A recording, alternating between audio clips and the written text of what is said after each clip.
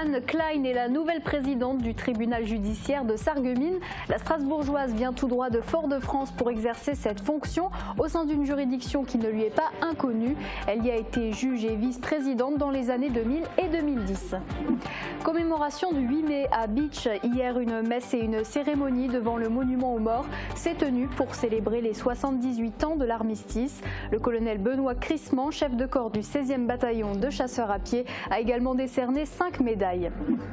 Un anniversaire important pour Bitche, les 120 ans de la gare et du camp militaire seront célébrés le 14 mai.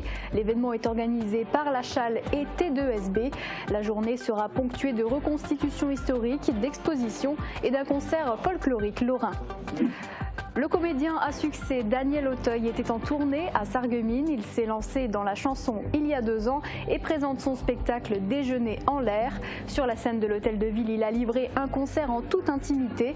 Accompagné d'un guitariste et d'un pianiste, il a chanté sur des textes d'illustres poètes français. Merci de nous rejoindre sur Mosaïque Cristal. Nous sommes mardi 9 mai 2023 et même après un lundi férié, on n'oublie pas le sport. David est là pour nous retracer les rencontres et les exploits du week-end. Salut David. Salut Margot, oui, un programme très riche aujourd'hui avec du motocross, du basket, de l'athlétisme, des sports de combat, du foot et encore bien d'autres. Encore une fois très complet, merci David, on te retrouve tout à l'heure. Et puis on ouvre ce journal avec une nouvelle présidente au tribunal judiciaire. Elle arrive de très loin, mais pour autant, ce n'est pas une inconnue en provenance de Fort-de-France. La Strasbourgeoise Anne Klein vient de prendre ses fonctions de présidente du tribunal judiciaire de Sarreguemines, une juridiction pour laquelle elle avait déjà travaillé. Guillaume Dumonteil nous en dit plus.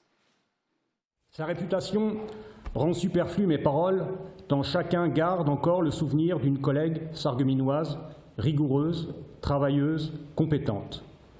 Le souvenir aussi d'une collègue toujours souriante, ou presque toujours, d'une collègue dotée d'un haut sens du service public et de ses devoirs de magistrate. C'est peu dire qu'Anne Klein, la nouvelle présidente du tribunal judiciaire de Sarreguemines, est accueillie avec enthousiasme. Mariée et mère de 2 enfants, elle revient pour la 2e fois au tribunal de Sarreguemines.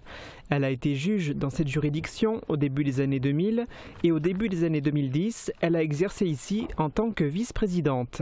De 2013 à 2016, elle a notamment été le binôme de Ludovic Gruning en tant que juge des libertés et de la détention. Le procureur de la République est lui aussi loin d'être un inconnu pour elle. Anne Klein et Olivier Glady se connaissent depuis plus de 20 ans. Ils étaient dans la même promotion au sein de l'école de la magistrature. Cette connaissance des uns et des autres, notamment dans la manière de travailler de chacun, devrait permettre au tribunal de bien fonctionner, d'autant que la juridiction se porte plutôt bien. Vous arrivez, Madame la Présidente, dans une juridiction qui est en très bon état de fonctionnement, en particulier grâce au dévouement de ses personnels, magistrats, greffiers et agents, grâce aussi aux travaux scrupuleux et méticuleux de l'équipe de direction de greffe, et aussi en recueillant un héritage qui vous aura été laissé par votre prédécesseur, Catherine Bruer, tout à fait remarquable.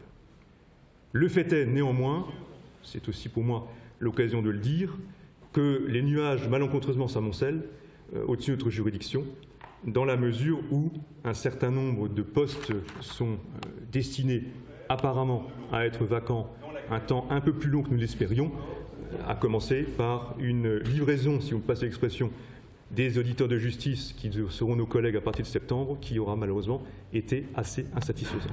C'est à Sarreguemines qu'Anne Klein va exercer ses premières fonctions de présidente. Elle était auparavant première vice-présidente du tribunal de Fort-de-France. Présente en Martinique depuis 2016, elle a laissé un souvenir tellement fort que certains de ses anciens collègues n'ont pas hésité à traverser l'océan Atlantique pour venir assister à son audience solennelle d'installation. À Sarreguemines aujourd'hui, de profiter à nouveau de sa présence. Je me suis donné pour mission de faire fonctionner cette juridiction dans l'harmonie et la bienveillance. Si je serai la première à prendre mes responsabilités et à porter les projets, je n'agirai pas seule. J'aurai à cœur de nouer des liens fondés sur le respect et la confiance avec l'ensemble des personnels, magistrats, fonctionnaires, auxiliaires de justice et tous les partenaires.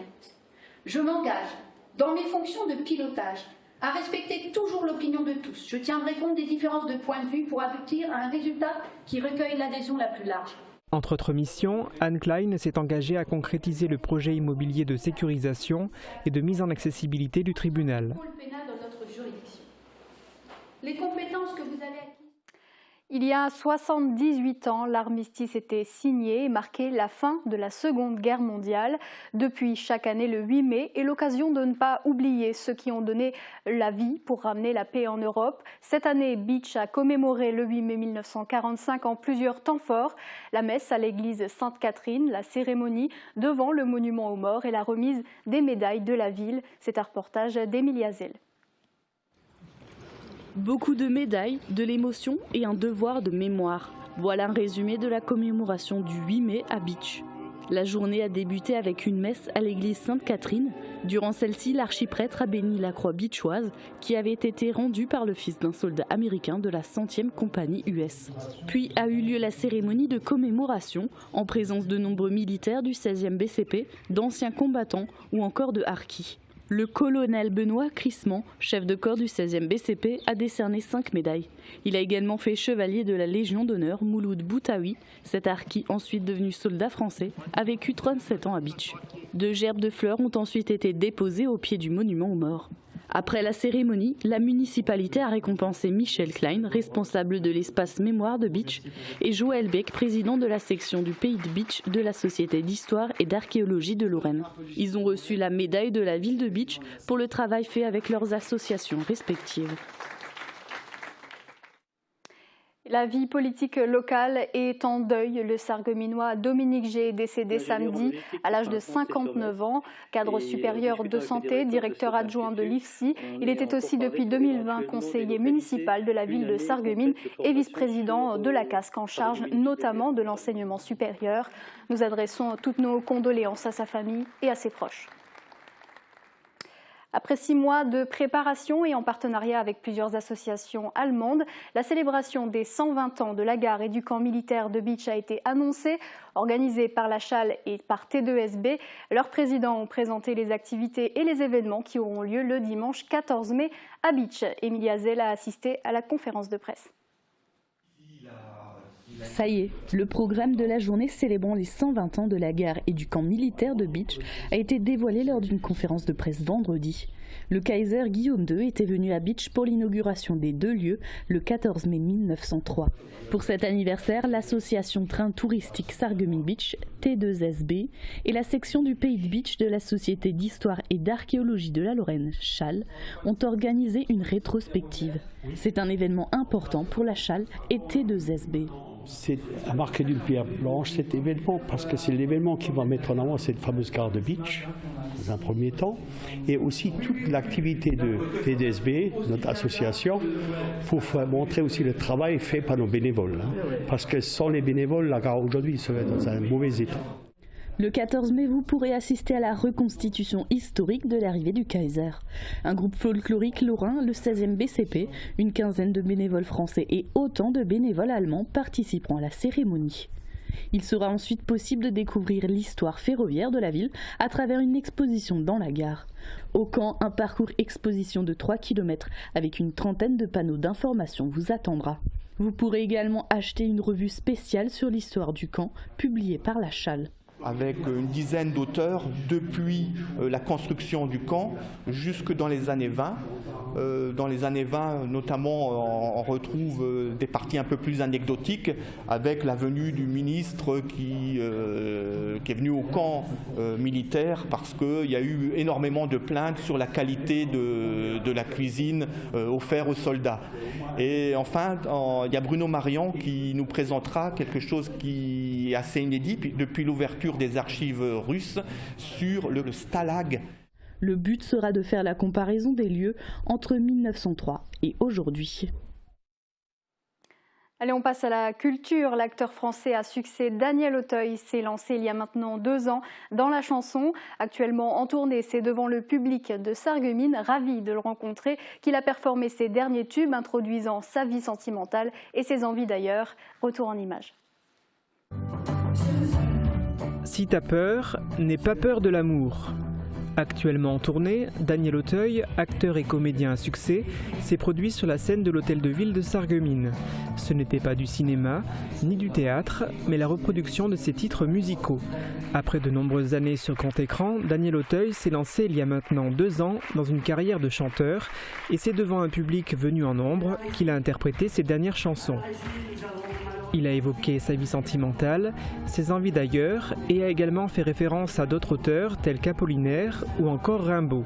Accompagné par un pianiste et 2 guitaristes dont l'un était aussi batteur, il a transporté les spectateurs dans son déjeuner en l'air.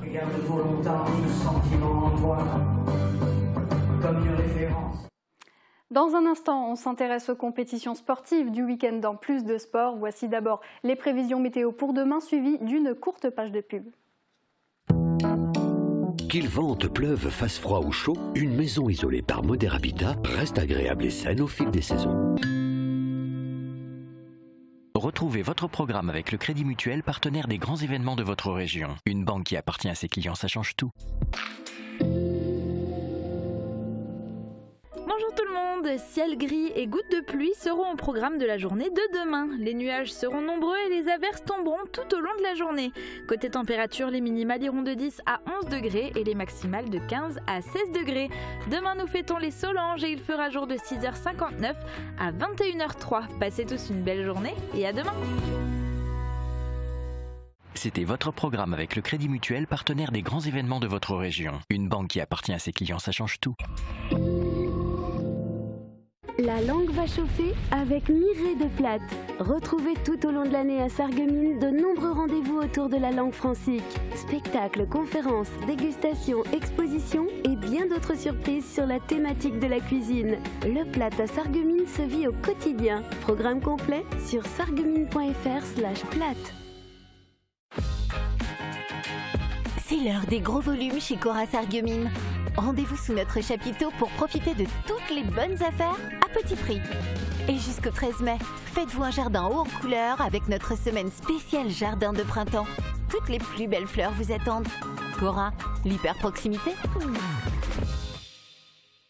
La saison culturelle bat son plein au Pays de Beach. Rendez-vous le vendredi 12 mai pour découvrir un spectacle familial, le conte initiatique et humaniste revisité, Le Petit Prince.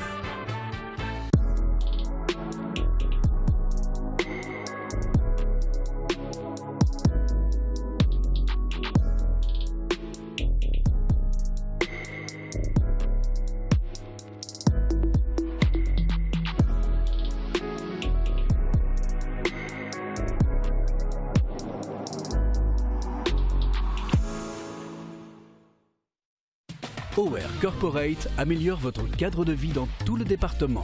Nos équipes travaillent sur des projets de construction qui dynamisent votre ville et des chantiers de rénovation pour ramener à la vie des bâtiments historiques de votre territoire. Spécialiste en architecture, suivi de chantier et en gestion immobilière. OR Corporate, c'est imaginer, innover et construire ensemble. De retour sur le plateau du 30 minutes, c'est l'heure de Plus de Sport, votre émission sportive présentée par David Orès.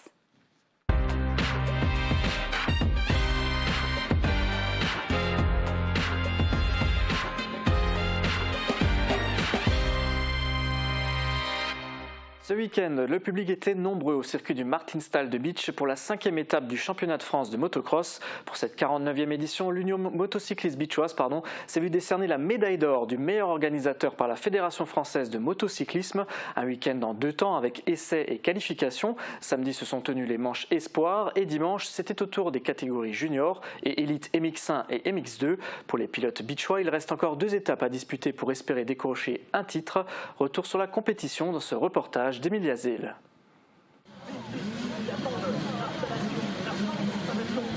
Avec le vrombissement de tous ces moteurs, on ne s'entend même plus penser. Sur la ligne de départ, les moteurs sont chauds, les pilotes aussi. Le signal est donné.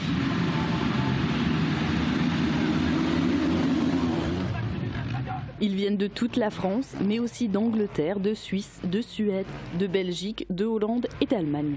200 pilotes se sont inscrits pour participer à la 5e étape du championnat de France de motocross, organisée par l'Union motocycliste bitchoise. Elle avait lieu sur le circuit du Martinstall à Bitche. La nouveauté cette année, c'est donc la dimension internationale qu'a pris la compétition. Alors déjà, c'est une grande fierté pour nous puisqu'on est sélectionné par la fédération pour pouvoir organiser ce type de championnat, puisque au-dessus de ce championnat de France élite, c'est le championnat du monde. Donc c'est déjà le très haut niveau du motocross français. Samedi et dimanche, près de 6000 spectateurs se sont déplacés pour assister à la 49e édition du motocross de Bitche. Sur ces 2 jours, il y avait 4 catégories, Espoir 85 cm3, Junior 125 cm3, Élite 250 cm3 et Élite 450 cm3. 8 pilotes bitchois étaient engagés dans la compétition, dont une fille. Bien sûr, ils sont avantagés puisqu'ils ont l'occasion de rouler ici tout au long de l'année et de s'entraîner dans des conditions qui diffèrent entre l'été et l'hiver. Et donc ils sont assez habitués à ce type de conditions. Malgré tout, 4 ne se sont pas qualifiés. La tendance générale des bitchois est en milieu de peloton, sauf Xavier Bog qui finit 6e dans la catégorie élite MX1. Au classement provisoire du championnat, il tient sa 3e place. 6 fois champion de France élite MX1, il revient après 2 années sabbatiques. Sur le podium de cette étape, on retrouve dans les espoirs Jarn Bervoé, Dean Grégoire et Slény Goyer. Dans la catégorie junior, Mathis Valin, Auguste Frisk et Manofort. En élite MX1, Milko Potisek, Cyril Genot et Maximilian Nagle. Et en élite MX2, Pierre Goupillon est premier, Bogdan Krajewski 2e et Sad Soulimani 3e. La suite pour l'UMB, c'est l'organisation du championnat régional de motocross le 2 juillet. Après le motocross, place au basket. Samedi, l'Asso Basket Sarreguemines disputait sa dernière journée. Le match retour des playoffs face à Agondange. L'enjeu, le maintien en pré-régional. Après une large victoire à l'aller 100-66, les Loups Alpha ne devaient pas perdre la rencontre avec plus de 34 points d'écart pour atteindre leur objectif. Malgré une équipe amoindrie, le contrat est rempli avec une défaite 94-67. Les Sarregueminois réalisent un bon début de rencontre avec une défense solide, mais Agondange fait preuve de beaucoup d'adresse à 3 points. À la mi-temps, l'écart est de 15 points. 52-37 pour Agondange. En deuxième mi-temps, Sarreguemines souffre et Agondange creuse l'écart jusqu'à 31 points d'avance. Mais les Loups Alpha n'abandonnent pas et se montrent solidaires en défense pour terminer sur leur score de 94-67. Une défaite qui résonne comme une victoire. On écoute l'interview d'après-match de Marc-André Lange. Un match très compliqué, il y avait beaucoup de vitesse, beaucoup d'intensité, surtout de l'adresse en face, quand nous on a eu du mal à rentrer dans le match. Et malgré tout, ce qu'il faut en retenir, c'est qu'à la fin, on a réussi à avoir un esprit d'équipe, être solidaire et on a réussi à recoller au score, en tout cas pour préserver le classement. Donc on arrive 9e sur 12, c'était notre dernier match de play-off et de classement pour la saison. Donc ce qui est bien, c'est qu'on a réussi à s'adapter au fait qu'on a eu des blessés, on a eu des absents et on a réussi à tirer un bon parti en fait, de cette saison plus ou moins compliquée. Voilà, on continuera de suivre les Loups Alpha la saison prochaine. Bitche et Ambar ont également joué ce week-end. Les 2 clubs évoluent en championnat alsacien, comité départemental du Bas-Rhin.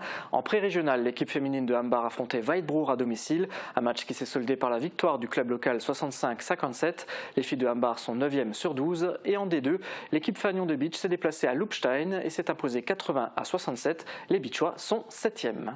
Des bons résultats pour le basket. On poursuit avec l'athlétisme. Oui, Margot, l'athlétisme qui était à l'honneur dimanche à Sarreguemines. Près de 300 athlètes des cadets au master de 16 à 60 ans ont participé au premier tour du championnat de France interclub d'athlétisme. Guillaume Dumonteil était sur place. Regardez. Au bien nommé stade Pierre de Coubertin, l'ASSA n'avait qu'un seul objectif, participer. Pas de minima à réaliser, pas de contrainte de points minimum à obtenir, les sportifs sarregueminois devaient juste prendre part aux épreuves, ce qui ne les a pas empêchés de se démener et de se donner à fond à l'occasion de ce premier tour du championnat de France interclub d'athlétisme. Tous les styles d'épreuves étaient représentés avec de la course, des sauts et des lancers. 7 clubs participaient à cette compétition par équipe. L'entente sportive Thionville-Yutz a terminé sur la plus haute marche du podium, devant Forbach et Sarrebourg. Mais à Belfort, l'enjeu sera tout autre pour l'ASSA. Les athlètes sarregueminois, parmi lesquels devrait figurer Yann Schrub, devront réaliser les meilleures performances possibles pour permettre à l'ASSA de se maintenir en National 1B. Un gros challenge. Et puis on poursuit avec les athlètes de l'Asso-Gym maintenant. Oui, nouvelle étape pour l'Asso-Gym Sarreguemines qui disputait ce week-end le championnat régional par équipe, performance nationale et régionale. C'était à Gamsheim en Alsace. On parle du haut du panier en GAF et gamme, gymnastique artistique féminine et masculine. Là où 3/4 des effectifs se sont qualifiés à l'étape précédente, cette fois le challenge était plus relevé. Sur les 7 équipes sarregueminoises participantes, on compte 3 podiums. Une médaille d'argent pour la catégorie nationale 10-11 ans, une bronze pour la nationale 12-15 ans et une 3e place pour l'équipe synchro 13-15 ans qui se qualifie pour les championnats de France. Pour les autres, il faut attendre le croisement des résultats avec les autres régions pour connaître les qualifications. Les championnats de France auront lieu en juin à Lyon et Châlons en Champagne. C'est noté. Et puis je crois savoir qu'il y avait aussi le club de twirling de Wouswiller qui était en compétition. Oui, une discipline assez proche finalement. C'était à Goussainville, près de Roissy. Le twirling club de Wouswiller participait à la demi-finale du championnat de France en National 2 avec 3 duos, dont un senior et une équipe cadette de 6 athlètes, soit 9 athlètes en tout. Le club local s'en tire avec de très bons résultats. Le duo senior d'Agathe et Chloé remporte la médaille d'or. Les 2 duos jeunes décrochent la 2e et 4e place. Et l'équipe cadette termine 3e. 3 podiums sur 4 équipes. Pour savoir qui est qualifié à la finale nationale, il faut attendre le croisement des résultats avec les 3 autres demi-finales qui ont eu lieu en France. Seuls les 8 meilleurs duos et les 10 meilleures équipes iront en finale. La finale de National 2 se tiendra les 3 et 4 juin prochains. Prochaine étape pour le club ce week-end à Belfort avec la demi-finale, mais cette fois de National 1. Ok, alors après la gym et le twirling, on va complètement aller à l'opposé puisqu'on maintenant on va parler de sport de combat. Des duels de guerriers effectivement avec la boxe anglaise. Samedi soir, le gymnase Jean Jaurès de Sarreguemines était le théâtre des finales de la Coupe du Grand Est. Des sportifs de toute la région y ont participé. Côté sarregueminois, Mohamed Madieff, le champion de France de boxe éducative 2022, a combattu. Est-il parvenu à sortir vainqueur de son duel? Réponse tout de suite dans ce reportage de Guillaume Dumonteil. Et vainqueur de la Coupe du Grand Est, le boxeur coin bleu. Déception dans le coin rouge, Mohamed Madieff s'incline. Il n'a pourtant pas démérité dans ce match disputé en 3 rounds de 2 minutes, mais son adversaire, Lucas Felker du Boxing Club de Beren, a été déclaré vainqueur. Les 2 jeunes boxeurs se sont bien dépensés, ils ont offert un beau combat aux spectateurs. Mohamed Madieff a semble-t-il été gêné par la taille de son adversaire. Hormis ce combat qui se disputait dans la catégorie des moins de 57 kg, 10 autres duels ont eu lieu dans le cadre de la Coupe du Grand Est.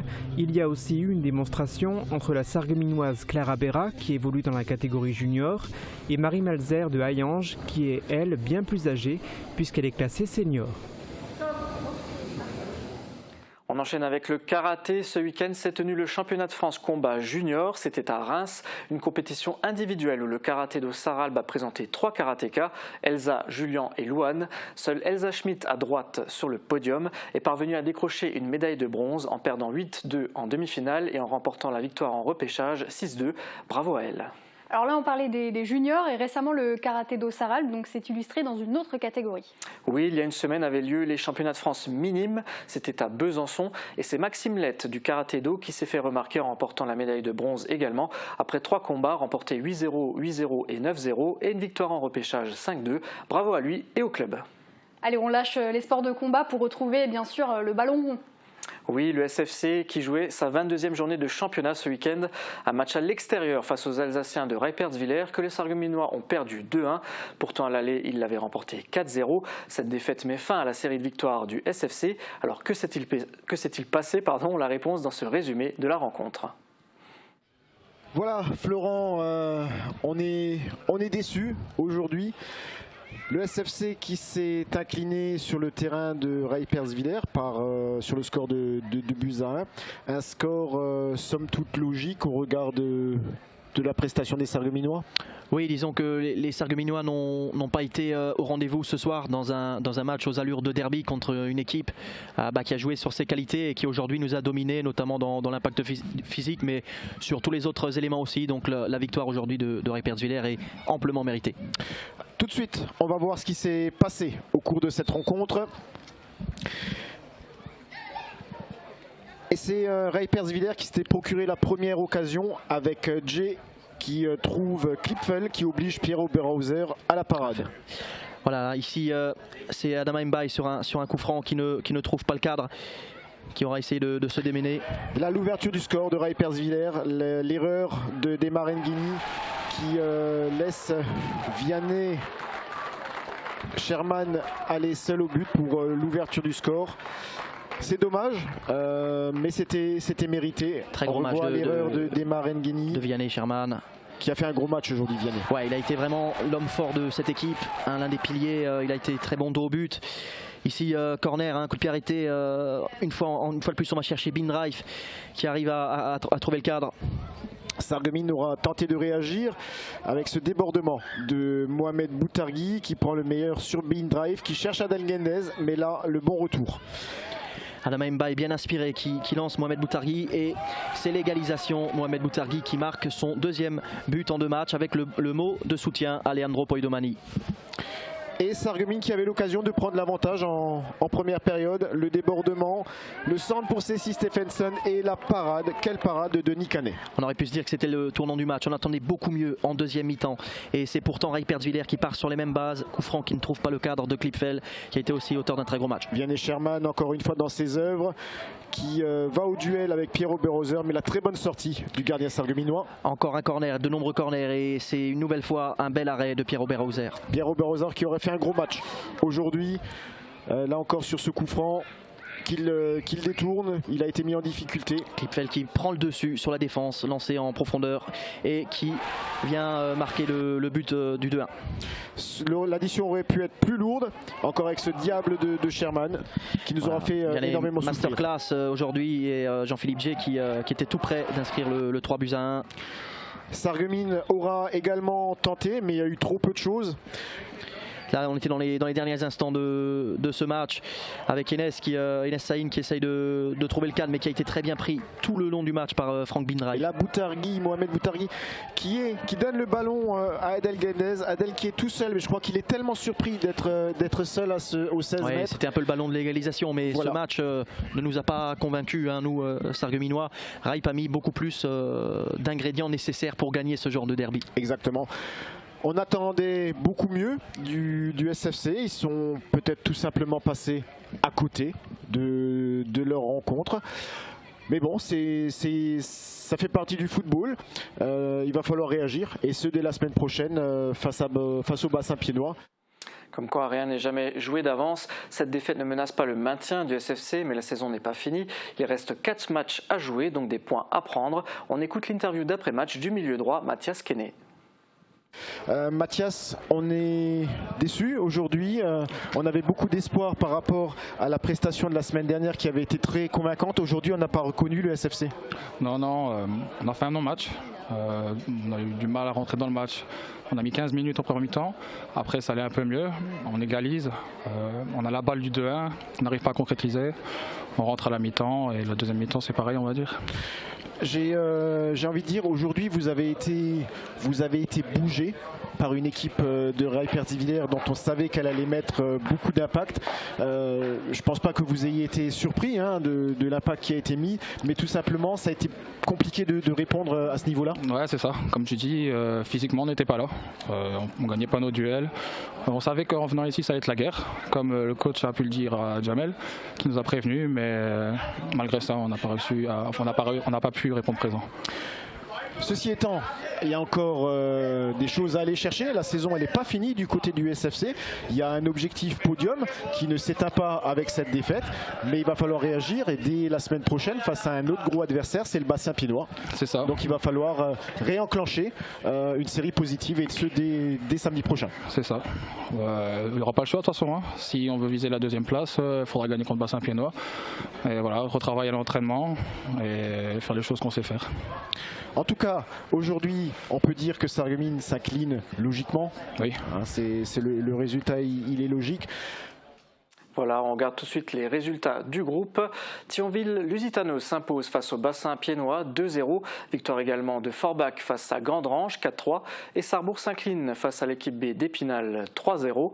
On passe au classement. Avec cette défaite, le SFC perd une place et passe 6e avec 32 points, suivi de Rijperswiller avec 30 points. Le leader du groupe, Thionville-Lusitano, c'est désormais champion avec 50 points et 15 points d'écart avec Villerutil qui est 2e. À 4 journées de la fin du championnat, Thionville-Lusitanos ne peut plus être rattrapé. Bravo à eux pour leur saison. Forbach gagne 3 places et passe 3e avec 34 points. La PMS est 5e avec 32 points. Et en bas du tableau, on retrouve toujours Sarrebourg avec 20 points. Le prochain match pour le SFC, comme ça a été dit, c'est samedi à domicile face au Bassin piennois. À l'aller, les Fayenciers s'étaient inclinés 3-1. Actuellement, leur adversaire est 4e. Le match ne sera donc pas facile. Voilà, ce sera l'occasion pour l'équipe du SFC de montrer ce qu'elle a dans le ventre. Et maintenant, on va passer à la Régionale 2 avec l'AES. Arenetin Schmidwiller qui jouait dimanche sa 18e journée de championnat. Un match à l'extérieur face à Steinzels remporté de justesse 2-1. Malgré la victoire, c'était un jour sans pour les Beacherlainers. Après un résultat de 0-0 à la mi-temps, les joueurs de l'AES ouvrent le score à l'entame de la seconde période mais voient rapidement leurs adversaires égaliser. C'est à la toute fin du match que l'AES prend l'avantage 2-1. On regarde tout de suite les résultats de ce groupe F. L'AB de Haguenau s'impose face à Nusswiller 3-1. Victoire également de la 2 de Sarre-Union face à Avenir 3-0. On passe au classement. Avec cette nouvelle victoire, l'AES se classe 7e avec 28 points, autant de points qu'Avenir et Schirheim qui sont 5e et 6e. Le club local vient de totaliser plus de points que la saison dernière, mais le maintien n'est pas encore assuré. Le travail continue. Toujours en tête du groupe, Oberlotterbach avec 45 points, suivi de la B de Haguenau avec 36 points et Nusswiller avec 29 points. Et la B de Sarre-Union reste 9e avec 23 points. La prochaine rencontre de l'AES ce sera ce dimanche à domicile face au leader du groupe, Oberlotterbach, un match qui s'annonce difficile. Voilà pour les seniors, on reste sur le foot, mais cette fois avec les jeunes. Oui, et plus particulièrement les jeunes U13 féminines du FC Beau Soleil qui participent au festival U13 Pitch, une compétition qui se déroule en 3 phases, départementale, régionale et nationale. C'est l'équivalent des coupes seniors en catégorie U13. Cela se déroule sous forme de plateau où plusieurs équipes s'affrontent. Après avoir passé les 2 premiers tours, les jeunes joueuses du FC Beau Soleil ont terminé 2e sur 12 à la finale départementale. C'était il y a un mois à Mézières-les-Messes. Elles font donc partie des 4 équipes mosellanes qui se sont qualifiées à la finale régionale prévue ce week-end à Brumath. Cette finale réunit les 16 meilleures équipes du Grand Est et seule une d'entre elles participera à la finale nationale les 3 et 4 juin à Cap-Breton. L'année dernière, l'équipe de Beau Soleil avait terminé 5e de la finale départementale et ne s'était pas qualifiée pour la suite. Le club est donc en progression. Il place d'ailleurs le foot féminin au cœur de ses priorités. On écoute la coach de l'équipe, Cynthia Picheda. Alors l'objectif bien évidemment c'est de développer le football féminin, de faire connaître les filles du FC Beau Soleil et puis de voir leur progression au fur et à mesure du temps qui passe, c'est-à-dire qu'on s'investit sur les entraînements, les petites aussi. Quel est votre objectif pour la finale régionale ? De réaliser la meilleure performance possible tout en prenant du plaisir sur le terrain. Comment est-ce que vous la préparez ? Alors on la prépare par de gros entraînements, on travaille beaucoup tout ce qui est défis techniques puisque c'est pas seulement des matchs de foot, c'est aussi des défis techniques. On travaille ça sur les entraînements qui ont lieu chaque semaine et depuis le début de la saison en fait. Comment les filles appréhendent-elles la compétition ? Elles appréhendent la compétition, ça va, elles appréhendent pas trop mal jusqu'au jour où ça arrive et là elles sont en état de panique puisque comme je vous ai dit il y a des petits jeux techniques où voilà, bien sûr ça se passe très bien aux entraînements et quand il y a la pression, il y a le monde autour, c'est un petit peu plus compliqué quoi. Je pense qu'on peut réussir à être qualifié. Si on joue en passe, c'est comme faut qu'on joue comme on sait le faire quoi. J'ai confiance en mon équipe et je pense qu'on peut le faire. Il faut savoir qu'il y a 2 équipes féminines U13 au FC Beau Soleil. L'équipe 1 est inscrite en championnat garçon où le niveau est plus élevé. Pour cette deuxième partie de saison, elle évolue en D3 niveau 1 et a déjà remporté 3 matchs sur 4. Objectif de fin de saison, finir en haut du tableau. Par ailleurs, 2 joueuses du club ont été sélectionnées pour participer au stage de la Ligue Grand Est les 18 et 19 mai à Saint-Julien-les-Messes. Ce stage réunit les 30 meilleures filles de la région. Comme quoi, les filles du FC Beau Soleil n'ont rien à envier aux garçons. On quitte le terrain, David, pour les airs avec le parapente. Le parapente est Yvan Haas qui a participé aux pré-européennes et plus particulièrement à l'Open d'Espagne, une compétition qu'il a remportée grâce à sa régularité. Cet Open s'est déroulé en 5 étapes, du 1er au 5 mai, et a réuni 135 participants de toutes nationalités. Finalement, seuls 4 manches sur 5 ont pu être réalisées en raison des conditions météo. Avec de forts courants, la vitesse moyenne était élevée, près de 40 km/h sans moteur. Chaque épreuve durait entre 3 et 4 heures et nécessitait une très bonne condition physique. Yvan, jeune Ilsprichois de 22 ans, s'est classé 13e à la première épreuve, puis 7e, 5e et 4e. Ces résultats lui ont permis de décrocher la première place au classement global, un titre qu'il a fêté avec le Pôle France. Bravo à lui. À la fin de la deuxième étape, il a donné une interview à la Commission internationale de vol libre juste après son atterrissage. En voici un extrait. Yes, it was really good, quite long. I was not expecting so good thermals because the clouds were the sky was quite grey, but at the end it ended up being super strong at some parts, +4, +5 meters per second sometimes. So it was all about managing the change of speed, I think. Si vous n'avez pas tout compris, c'est normal, il y a un peu de jargon de parapentiste. Ce qu'il faut retenir de cette interview, c'est qu'Yvan a pu atteindre une vitesse élevée en montée grâce à de forts courants. À la fin, il parlait de vitesse en transition. Comme la montée était rapide, cela signifie qu'il pouvait passer rapidement d'un courant ascendant à un autre. Selon lui, c'est ce qu'il fallait gérer au mieux pour faire un bon parcours. À noter qu'il y a une forte sécheresse actuellement en Espagne et qu'un sol sec entraîne une ascendance très forte. Prochaine étape pour Yvan, la deuxième manche de la Coupe du Monde qui a déjà démarré dimanche et dure 7 jours, toujours en Espagne. Voilà, merci beaucoup David pour ce tour d'actualité sportive qui était très dense ce week-end. Comme très souvent, d'ailleurs, on a un territoire très sportif ici, on a de la chance. Allez, on passe à la seconde partie de l'émission. Quel sport est-ce que tu nous proposes de découvrir cette semaine ? Un sport de précision et de concentration, Margot. Cette semaine, je vous propose de découvrir la set de beach, alias société d'escrime et de tir. Lors d'une séance d'entraînement, j'ai eu l'occasion d'essayer le tir à la carabine et au pistolet. Même si on parle de tir sportif, on tire tout de même de vrais plombs. Ce qui m'a surpris, c'est à quel point ce sport est exigeant. Pourtant, je n'étais qu'à une distance de 10 mètres. Le club dispute également des compétitions en 25 et 50 mètres. Pour réussir, il faut trouver la stabilité, ce qui n'était pas trop mon cas, je dois l'avouer. Je vous laisse découvrir ce sport en images.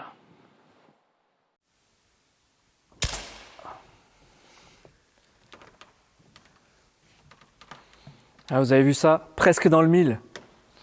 Non, David, là tu triches. Ça, c'est mon écran. Fallait pas le dire, Anthony. On est filmé. Il est malade, lui.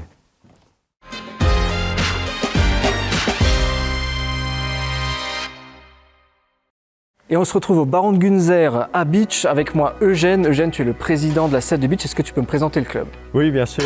Bonjour David. Donc le club de tir a été créé en 1932 par la fusion de deux associations. L'une est l'escrime et la deuxième c'est la chasse. Donc on a fêté les 90 ans l'année dernière. Et aujourd'hui, il ne reste plus que la partie tir alors? Plus que la partie tir, voilà, tir sportif. Hein, voilà. Vous êtes combien aujourd'hui? Aujourd'hui, on est 121 membres, hein, sachant qu'il y a à l'école de tir 27 jeunes. Et bon, on a une particularité, c'est qu'on a 20% de féminins, en tireurs féminins. On peut voir derrière nous d'ailleurs que c'est un club Moselle Elite, hein, le club de tir de beach, il est assez connu. Est-ce qu'il y a un palmarès de titres qu'on peut donner? Ah oui, bon, il y a un très grand palmarès. Le club de tir de beach est reconnu nationalement et internationalement. Donc les plus élogieux, c'est 4 participations au JO, champion du monde, notamment Emilien Chassa fin de l'année dernière. Hein. Et puis là, dernièrement, au mois de février, il y a Yacine Youchani qui a fait champion de France au pistolet 10 mètres standard et vice-champion à la précision. Donc ça s'est joué à la finale, mais bon, c'est comme ça, c'est le jeu. Et également, nous évoluons en première et deuxième division nationale. Il faut savoir que chaque division, c'est 20 équipes, ou 20 clubs. Donc c'est déjà un très beau palmarès. Écoute, moi je vais découvrir un petit peu l'activité. Par quoi on commence? Moi je te proposerais de commencer par de la carabine. Hein, et puis... On y va? Ouais. Allez, c'est parti.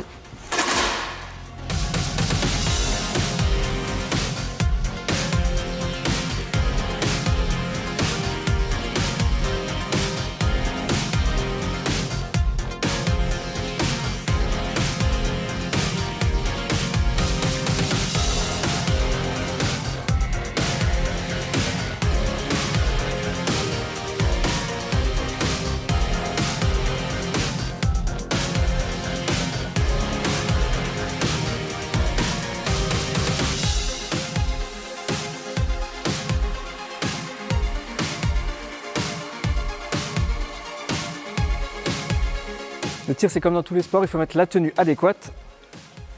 Merci. Et voilà, carrément un gilet pour moi. Allez, je vais mettre ça et puis on démarre. Salut Amélie. Salut. Tu as 19 ans, tu es carabinière ici à la set de beach, c'est ça? C'est bien ça. Eugène m'a dit de venir te voir pour apprendre un petit peu les bases. Alors dis-moi par quoi on commence? Ok, déjà avant toute chose, il faut savoir qu'il y a des règles de sécurité à prendre en compte. On a l'arbre qui est toujours pointé vers les cibles et on a un drapeau de sécurité qui va permettre de vérifier que l'arme n'est pas chargée. Donc tu parles d'un drapeau, mais c'est un fil en fait, hein? Oui, c'est un fil.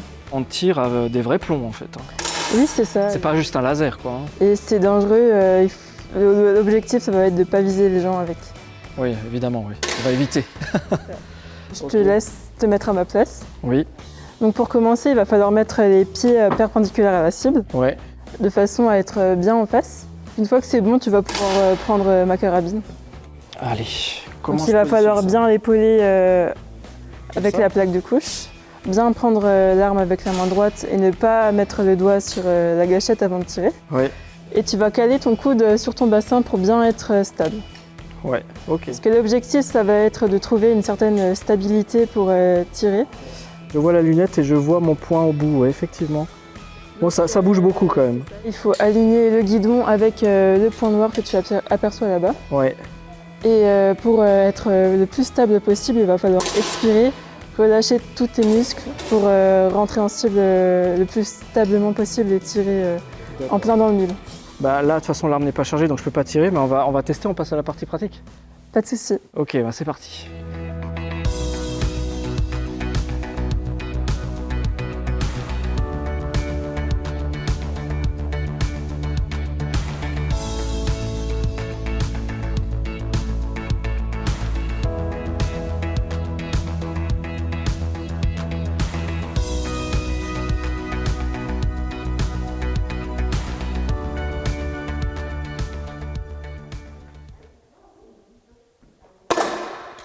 C'est très sensible au niveau de la gâchette.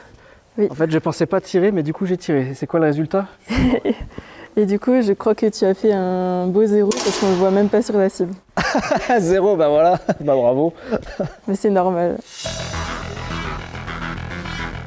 Ouais, voilà le résultat d'un peu plus près, donc je suis même pas dans la cible.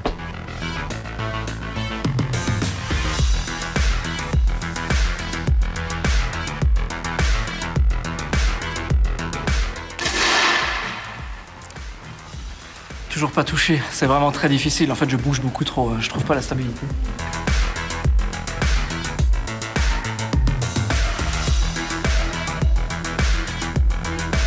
Ah, vous y avez cru, hein, mais j'aimerais bien, mais non, mais ce ne sont pas mes résultats en fait. Hein. C'est ceux de Gauthier, il tire bien mieux que moi.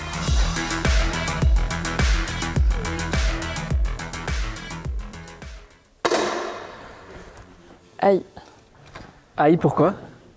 Ah non, t'as bien tiré. J'ai bien tiré, mais c'est sans doute le seul que j'ai bien tiré parce que sinon tout était en dehors. Dis-moi, c'est normal que je loupe Bah, en même temps, c'est normal, t'es un débutant et bon nombre de débutants commencent avec des débuts assez catastrophiques. Donc ça va nécessiter des entraînements et... Ouais, le plus dur, c'est de trouver la stabilité hein, parce qu'être une statue pour trouver le point et tirer, c'est franchement difficile. C'est une question d'entraînement. Ok. Bah écoute, j'aimerais encore découvrir un petit peu le pistolet parce que j'ai vu qu'il y a cette activité-là. Du coup, est-ce que je peux y aller? Bah je t'en prie, vas-y, c'est juste à côté. Et merci encore pour l'initiation. Pas de souci. Salut Claire. Salut. Tu es pistolière ici à la Salle de Beach. On m'a dit de venir te voir pour apprendre le pistolet. Et on m'a dit aussi d'enlever ma veste, donc c'est pas le même équipement. Alors non, en fait, on t'a dit d'enlever ta veste parce qu'en fait, comparé à la carabine au pistolet, on n'a pas d'équipement. La cible est un petit peu plus grande et on n'a pas besoin de veste, ni de pantalon et encore moins d'un gant. D'accord. Et on est à la même distance que tout à l'heure, donc 10 mètres. Mais je vois que tu portes quand même quelque chose, toi, sur le visage. Qu'est-ce que c'est? Alors en fait, je porte une paire de lunettes et je tire même avec un casque. Donc en fait, la paire de lunettes va m'éviter de fatiguer mon œil. En fait, j'ai un genre de filtre sur mon œil qui m'évite de fermer l'œil. Et j'ai aussi un filtre violet qui me permet d'avoir plus de contraste entre le noir et le blanc. Est-ce que je peux tester? Bien sûr, je vais te montrer ça. Une fois que tu es en position, tu vas monter le pistolet vers la cible et ensuite tu vas devoir faire comme ça. Donc en fait, tu regardes, il va falloir que tu alignes ton cran de mire. D'accord. Donc ça, c'est exactement le schéma qu'il faut que je vois quand j'aligne le pistolet devant les yeux. Ben, on va essayer de reproduire ça pour atteindre la cible. Exact, exact. Et le mieux, c'est que tu touches le noir. Dans l'idéal, ouais.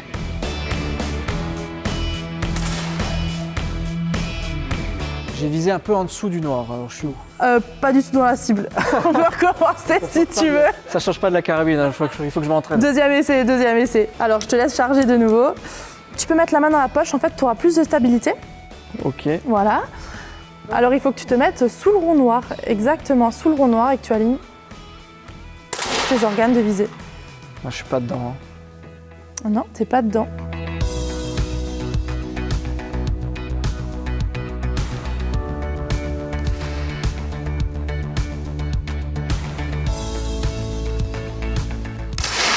Ah là c'est dedans.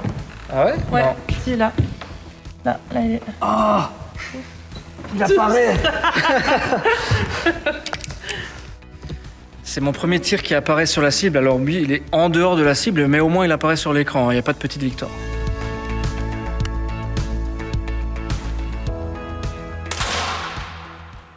Bon, c'est toujours pas dans la cible, c'est vraiment difficile, Claire, mais en tout cas, merci de m'avoir montré tout ça. Dis-moi, toi, ça fait combien de temps que tu es ici au club? Alors j'ai commencé le tir, j'avais 12 ans. Et comment tu es rentrée là-dedans? Comment tu t'es mise au tir? Alors en fait, j'étais à l'école Gunzer, et puis un jour, j'ai une copine qui m'a dit, écoute, moi je fais du tir à la carabine. Je lui ai dit, ah ouais, ça m'intéresse trop, est-ce que tu peux une fois m'emmener avec toi?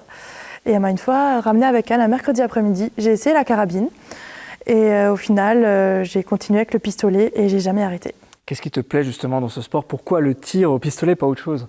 Alors en fait, quand j'ai commencé, j'avais des problèmes de concentration à l'école et on m'avait expliqué que le tir allait beaucoup m'aider dans ma concentration.